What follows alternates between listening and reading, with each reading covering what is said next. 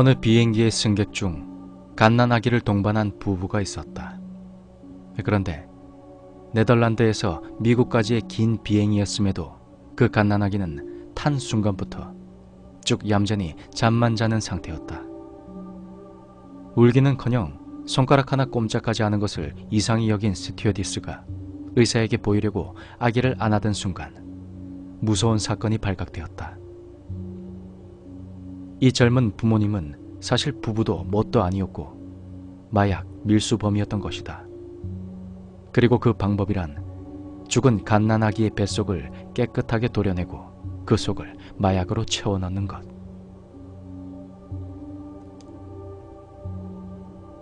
다음 이야기.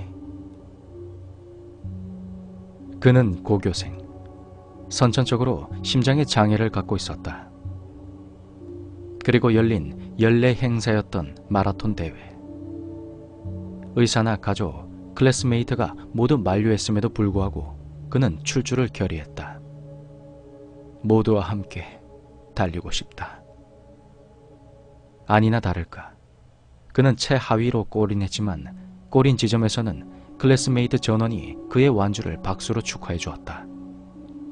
그러나 그 레이스가 그의 심장에 준 부담은 상상 그 이상이었고 결국 그는 돌아오지 못할 사람이 되고 말았다.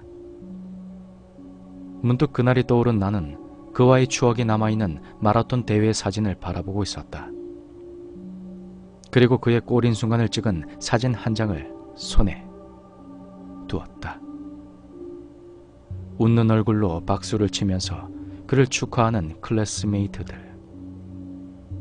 박수의 타이밍도 절묘하게 맞아떨어졌다. 모두가 손바닥을 맞춘 상태에서 사진이 찍혔다. 그래, 마치 무엇인가를 비는 것처럼. 다음 이야기. 한 교도소에서 도저히 손댈 수조차 없는 난폭한 사형수가 있어서 간수들도 매우 애를 먹고 있었다. 그러던 중 간수들은 교도소 내의 종교 행사를 담당하던 신부님에게 그의 심성을 좀 고쳐달라는 하소연까지 하게 되었는데, 그 신부님은 노련한 사람으로서 그와 독방에서 만날 때 성경 안에 작은 종이 조각을 감추어 두었다. 처음에는 교도소 안에서 시끄럽게 굴지 마라 멍청아, 지금 너를 구하려는 작전이 진행 중이니까 라는 쪽지를 남겨두었다. 사형수는 그것을 보고 신부가 자신과 한패라고 생각한 것은 물론 자신의 보스가 구해줄 것이라고 확신했다. 이윽고 신부와 사형수가 만날 때마다 그 메모는 늘어갔다. 작전은 순조롭다, 또는 이제 곧, 이런 내용의. 그리고 마지막 날의 메모에는 이렇게 써 있었다. 작전의 실행은 마지막 순간에. 사형수에게 있어서는 이 세상에서 마지막 날 최후의 만찬을 먹은 후 신부에게 마지막 소원까지 말한 그는 웃는 얼굴로 전기 의자로 향했고, 마지막으로 얼굴 앞에 커버를 씌우는 순간까지도 그는 웃는 얼굴이었다. 그가 죽은 후 그 난폭하게 굴던 놈을 어떻게 그렇게 얌전하게 만들었냐며 간수들에게 추궁당한 신부는 섬뜩한 미소를 지으며 한마디 했다. 저는 그에게 희망을 주었습니다. 다음 이야기. 어느 남자가 있었다. 그는 언제나 게으름을 피웠고 매일매일이 건성건성이었다. 자신의 임종이 가까워진 것을 깨닫고 그의 부친은 유산을 단지 아들에게 물려주기만 하는 것보단 녀석이 열심히 일하도록 마음을 고쳐먹게 하고 싶었다. 그리하여 도저히 아무리 머리를 쥐어짜고 발버둥을 쳐도 어떻게 해볼 도리가 없을 때만 그 재산을 손에 넣을 수 있도록 어떤 계책을 짜냈다.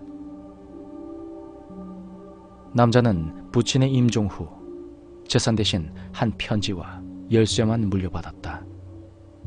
편지에는 아무리 노력해도 도저히 가망이 없을 때 이 열쇠로 문을 열어보거라 라고 쓰여져 있었다. 뜻밖의 아버지의 재산을 물려받지 못한 그는 뒤늦게 정신을 차리고 열심히 일을 해보았지만 생활은 날로 궁핍해질 뿐이었다. 곤란함을 겪다 못한 그는 편지에 쓰여진 대로 열쇠로 방의 문을 열어보았다. 그러나 그곳에는 내심 기대한 어떤 구원책은커녕 자살용의 로프만이 천장에 매달려 있을 따름이었다. 죽으라는 말인가? 남자는 울분을 토하며 마음을 고쳐먹고는 더욱더 열심히 일했다. 그러나 그랬음에도 생활은 여전히 악화되었다.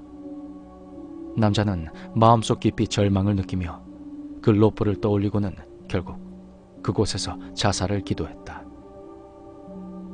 허나 사실 그 방에는 로프의 체중이 실리면 천장이 무너지도록 된 장치가 있었고 무너진 천장 위에는 아버지가 숨겨놓은 재산이 대량으로 쏟아졌다.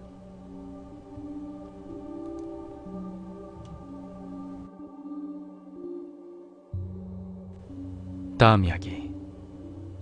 향수병의 유래를 아십니까? 19세기 유럽의 한 나라에서 유아들이 소년, 소녀들에게 살해되는 사건이 계속 발생해서 학자들의 연구 대상이 된 바 있었습니다. 그 소년, 소녀들은 아기들을 돌보는 보모 역할로 고용된 사람으로 대부분 지방의 농촌에서 고용되어 먼 타향에 돈을 벌러 와 있던 것입니다. 아직 철이 들지 않은 어린 소년, 소녀들이었던 데다가 전혀 다른 생활 환경에서 적응하기 어려워한 그들은 심한 향수병에 걸렸고 우울증에 시달리다 그만 이 아이만 없으면 고향으로 돌아갈 수 있다 라는 식의 망상에 빠져 범행을 저지르고 만 것이 이 사건의 원인으로 판명되었습니다.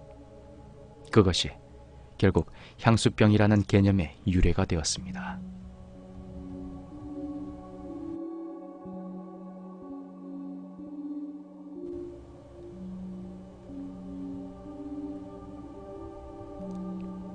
다음 이야기.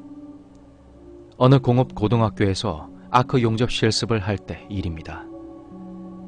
아크 용접의 경우 철을 대략 3,000도씨의 초고온으로 가열해서 가공하기 때문에 현장은 지옥 같은 더위 속에 놓이게 되긴 마련이다. 어느 한 학생이 그 더위를 참지 못하고 차광 안경을 벗고는 이마에 땀을 닦았다. 그런데 그 순간 그는 직접 아크 용접의 불꽃을 봐버렸다. 이윽고 수업이 끝났고 이 학생도 집으로 돌아갔다. 그는 시력이 나빠서 평상시 콘택트 렌즈를 착용하고 있었는데 귀가한 그는 언제나처럼 콘택트 렌즈를 뺐지만 그 순간 그의 시야는 어둠에 쌓여서 아무것도 볼 수 없게 되고 말았다. 실은 그가 불꽃을 응시했을 때 그의 각막은 열에 의해 콘택트 렌즈와 융합해버렸던 것이다. 때문에 그가 콘택트 렌즈를 빼는 순간 각막까지 함께 벗겨져 버렸던 것이다.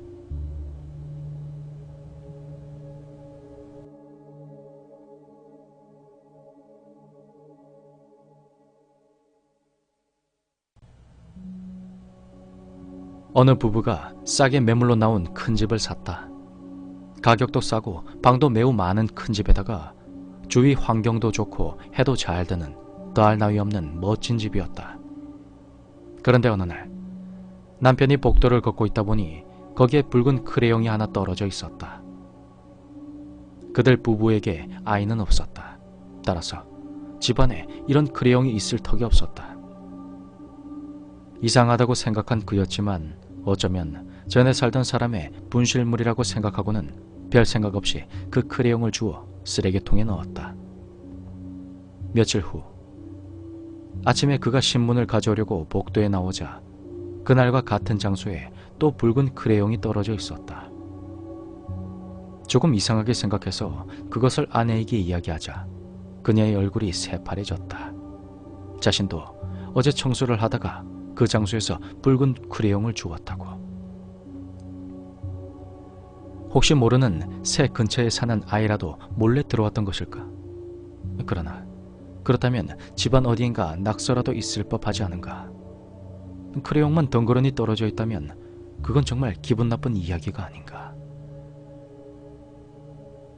무서워진 둘은 크레용이 떨어진 복도 근처를 조사해 보았다. 다시 한번 복도를 조사하던 둘은 기묘한 사실을 눈치챈다. 이 집은 배치가 좀 이상한 것이다. 집의 도면을 봐도 밖에서 보더라도 이 위치에는 분명히 방이 하나 더 있어야 됐다. 둘이 문제의 장소의 벽을 두드리자 분명 거기만 옆 벽과 소리가 달랐다. 남편이 벽지를 벗겨내자 거기에는 단단하게 못이 박힌 채 봉인되어 있는 미닫이 문이 숨겨져 있었다. 그 못을 모두 뽑아내고 미닫이를 연 후 닫힌 방 안으로 발을 내딛었다. 그 방의 새하얀 벽은 온통 붉은 크레용으로 이런 문자들이 빽빽하게 쓰여져 있었다.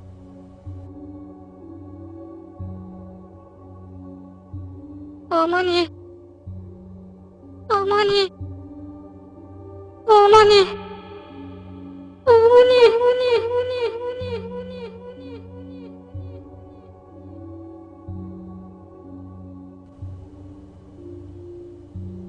어느 병원의 작은 병실.